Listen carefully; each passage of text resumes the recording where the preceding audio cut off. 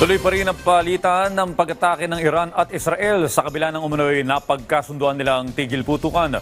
Una nang sinabi ni US President Donald Trump na nagkasundo ang dalawang bansa ng ceasefire na itinanggi naman ng Iran.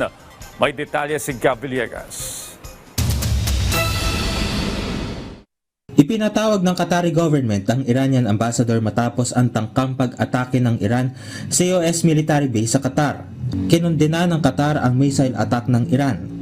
Ayon sa Estados Unidos, 14 na missile ang pinakawala ng Iran na nakita sa kalangitan ng Doha.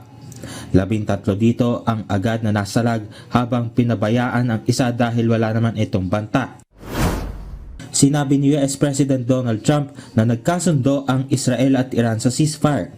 Sinang-ayunan ng Israel si Trump na bilateral ceasefire, pero itinanggi ng Iran ang tigil putukan. Nanindigan ng Tehran na Israel ang nagsimula sa pag-atake. Sinabi ng Iran Foreign Ministry na hindi sila gaganti kung ititigil ng Israel ang illegal aggressions nila.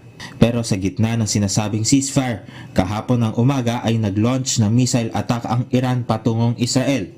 Sumagot din ng Israel. Ayon kay Israeli Defense Minister Israel Katz, lumabag ang Iran sa tigil putukan.